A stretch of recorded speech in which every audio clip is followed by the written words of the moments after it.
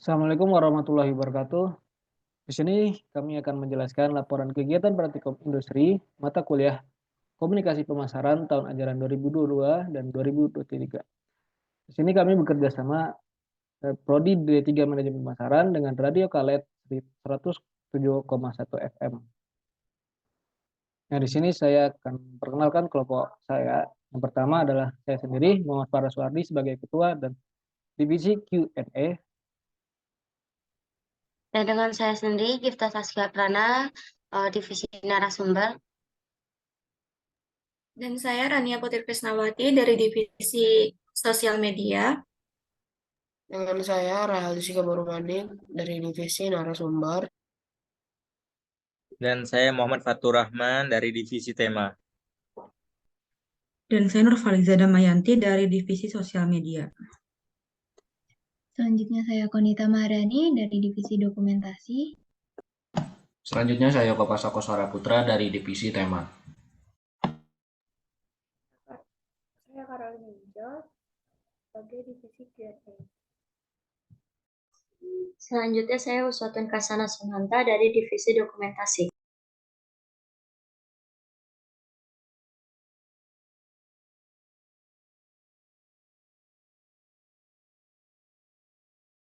Oke, selanjutnya ada profil perusahaan yang akan dijelaskan oleh Uswatun Sanata.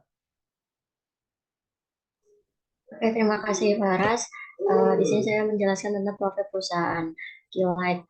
Radio Keylight didirikan pada tanggal 16 Juli 1970 berdasarkan Akta Notaris Lien Tanu Dirja nomor 9 bernama Radio Continental dengan pemancaran amplitude modulation AM berlokasi di Jalan Cikapayang, Bandung, dan pada tahun 1980 berpindah lokasi ke Jalan Cikapayang, Bandung. Sejalan dengan perkembangan teknologi pada waktu itu, 1986 pemancar Radio Continental berganti dari AM ke FM atau frekuensi modulation dengan frekuensi 107,1 MHz dan dikenal dengan nama siaran Continental 107,1 FM dengan lokasi di Jalan Salam, Bandung. Oke, selanjutnya pada tahun 1996, kepemilikan Radio Continental 107,1 FM beralih dari perusahaan yang dikelola keluarga ke Yayasan Pendidikan Telkom atau YPT. Berdasarkan Akta Notaris Lien Tanu Dirja nomor 7 tanggal 13 Oktober 1996 sering dengan beralihnya kepemilikan. Lokasi Radio Continental 107,1 FM juga pindah ke Jalan Sumur Bandung nomor 12 pada bulan November 1997. Dengan tower pemancar milik sendiri setinggi kurang lebih 90 meter, nama Radio Continental 107,1 FM juga berubah menjadi Keylight 107,1 FM dengan siaran dilakukan setiap hari mulai pukul 5 sampai jam 11 malam. Sejak tahun 1996 terjadi beberapa kali perubahan akta, sebagaimana terakhir kali berubah dengan Akta Pernyataan Keputusan Rapat PT Radio Lintas Kontinental nomor 2 tanggal 17 Oktober 2012 di hadapan Notaris Linda Mardinawati SH Kota Bandung. Oke, yang pertama minggu pertama itu koordinasi dengan Kaleb. Nah, di sini akan dijelaskan oleh Rania Putri.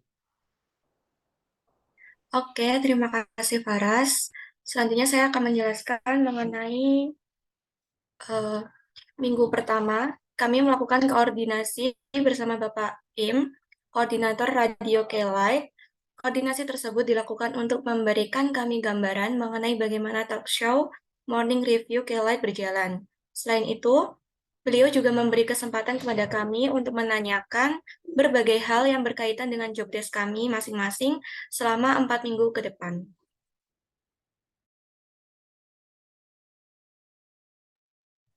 Oke, selanjutnya terlampir foto kami sedang berdiskusi sambil kunjungan kepada pihak Keylight dan membahas program serta rancangan selama 4 minggu ke depan.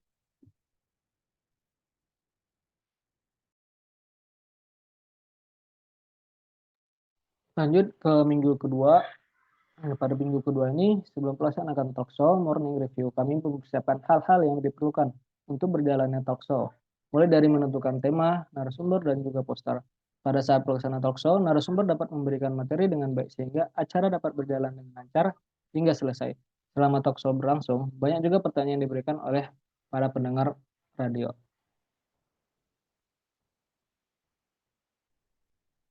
Selanjutnya adalah pembagian tugas dan timeline anggota tim. Akan dijelaskan. Baik, terima kasih untuk Paras. Dari dari divisi tema, kami menentukan tema yang akan kami bahas pada talkshow morning review di minggu kedua. Dengan tema kami ambil adalah memahami peran penting key opinion leader influencer. Baik, selanjutnya untuk divisi narasumber, yaitu kami mencari pembicara yang disesuaikan dengan tema yang kami bawa pada minggu kedua. Pada talkshow morning review di minggu kedua, pembicara kami adalah Putri Wulandari. Oke, next. Untuk selanjutnya adalah Q&A atau divisi Q&A. Q&A kami membuat pertanyaan seputar tema yang akan kami bahas pada talkshow, yaitu memahami peran penting key opinion leader influencer.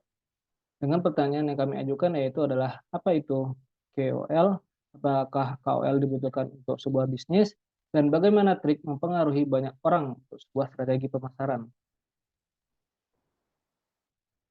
Selanjutnya untuk divisi media sosial, kami menentukan template poster yang akan kami buat sesuai dengan tema yang telah ditentukan.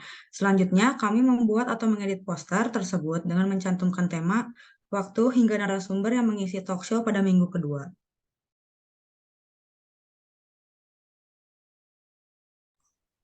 Berikut lampiran di minggu kedua. Ini adalah salah satu poster di minggu kedua. Dan selanjutnya ada dokumentasi di minggu kedua.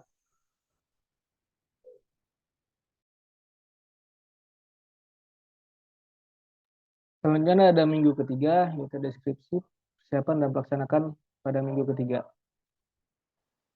Pada minggu ketiga ini, sebelum pelaksanaan talkshow morning review, kami mempersiapkan hal-hal yang dimulai perjalanan talkshow mulai dari menentukan tema, narasumber, dan juga poster.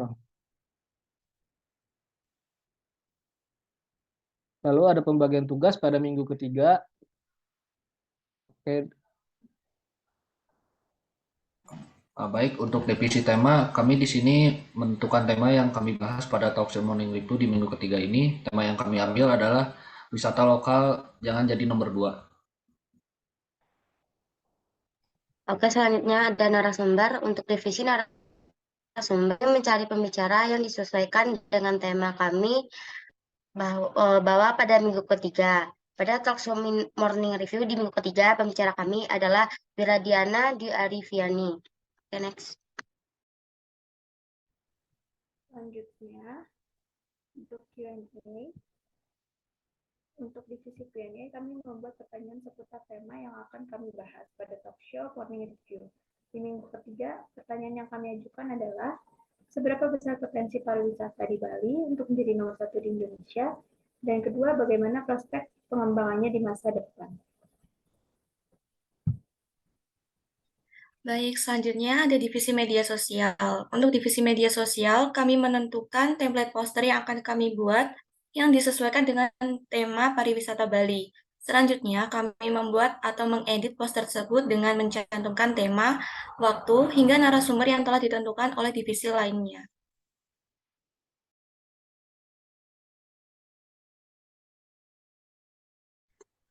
Oke, selanjutnya dari divisi dokumentasi berikut terlampir dari poster di minggu ketiga. Lalu selanjutnya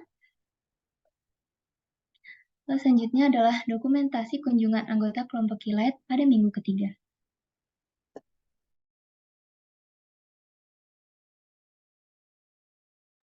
Selanjutnya di sini kami akan menjelaskan pelaksanaan dan evaluasi program pada minggu keempat.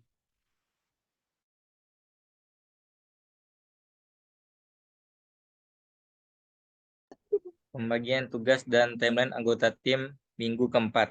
Tema untuk divisi tema, kami menentukan tema yang akan kami bahas pada talkshow morning review di minggu keempat.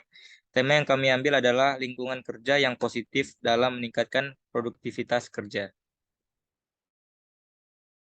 Oke, untuk divisi narasumber, pada talk show Morning Review di minggu keempat, pembicara kami adalah Aden Wardaya. Selanjutnya untuk Q&A, ini divisi Q&A kami membuat pertanyaan seputar tema yang akan kami bahas pada minggu keempat, yaitu lingkungan kerja yang positif dalam meningkatkan produktivitas kerja. Nah, pertanyaannya adalah apa butuh skill lebih mencari pekerjaan, skill apa yang harus ditingkatkan di era saat ini, apa pekerjaan yang menyajikan di era pandemi saat ini, mengapa bekerja berlebihan itu tidak baik, tapi kenapa masih banyak yang melakukan bekerja berlebihan. Selanjutnya, untuk divisi media sosial, kami menentukan template poster yang akan kami buat semenarik mungkin. Selanjutnya, kami mulai mengedit poster tersebut dengan mencantumkan tema, waktu, hingga narasumber yang telah ditentukan oleh divisi lainnya.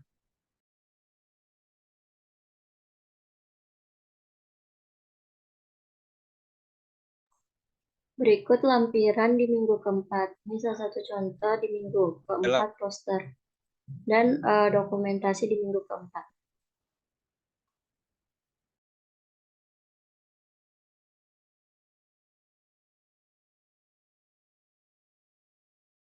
Selanjutnya adalah minggu kelima, yaitu yang terakhir dari persiapan dan pelaksanaan dan evaluasi program pada minggu kelima.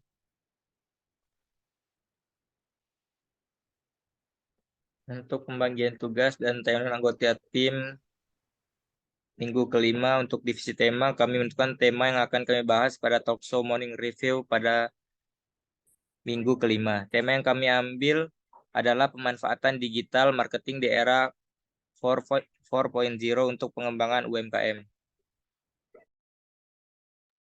Untuk selanjutnya, divisi narasumber, kami mencari pembicara yang disesuaikan dengan tema yang kami bawa.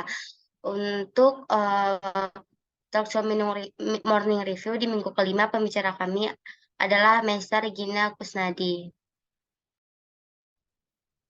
Untuk Q&A pada minggu kelima, untuk divisi Q&A, kami membuat pertanyaan seputar tema yang akan kami bahas pada talk show Morning Review di minggu kelima. Pertanyaan yang kami ajukan adalah, bagaimana cara Anda mengembangkan bisnis di era digital? Kedua, apa manfaat yang memperoleh UMKM dengan adanya program digitalisasi? Ketiga, apakah Anda harus belajar dulu dalam mengembangkan digital marketing? Dan keempat adalah, apa harapan UMKM setelah berhasil masuk di era digital? Dan untuk selanjutnya adalah divisi media sosial. Untuk divisi media sosial, kami menentukan template poster yang akan kami buat semenarik mungkin, dan selanjutnya kami akan mulai mengedit poster tersebut dengan mencantumkan tema, waktu, hingga narasumber yang telah ditentukan oleh divisi lainnya. Lalu berikut terlampir foto talk show bersama narasumber. Dan foto anggota, kunjungan anggota kelompok kilat pada minggu kelima.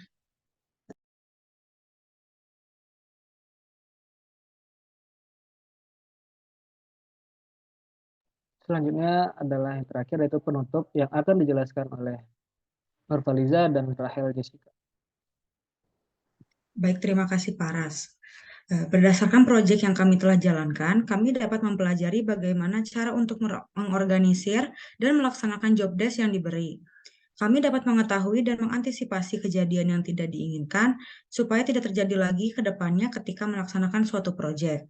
Selain itu, setelah melakukan praktek dari program studi komunikasi pemasaran selama 5 minggu untuk pergi ke Radio K-Light yang berada di Jalan Sumur Bandung nomor 12 Bandung, kelompok kami dapat menyimpulkan bahwa pada media radio tidak melulu menyajikan mengenai lagu-lagu dan berita, namun terdapat juga talk show, edukasi, bahkan hiburan di dalamnya.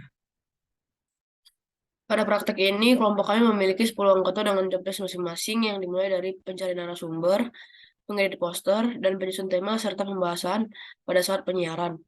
Untuk narasumber sendiri dicari yang memang benar dan memang benar dapat menginspirasi pendengar dengan melihat dari CV dan pengalaman dari narasumber sendiri. Ilmu dan pelajaran yang dapat ditarik dari proyek komunikasi bisnis ini adalah bagaimana kami sebagai mahasiswa dilatih untuk dapat bekerja sama dengan tim, dengan ketua yang dapat mengkoordinasi setiap anggotanya sesuai dengan porsi dan job desk-nya masing-masing, serta belajar bagaimana cara bertanggung jawab untuk dapat menghandle setiap acara siaran radio dari awal hingga akhir setiap sesinya. Nah, sekian dari laporan kami. Terima kasih kepada Ibu Nelly dan Bu Sri yang sudah memberi kami kesempatan dalam melakukan proyek mata kuliah komunikasi pemasaran ini. Jika ada yang salah, mohon dimaafkan. Billahi taufiq wal hidayah. Wassalamualaikum warahmatullahi wabarakatuh.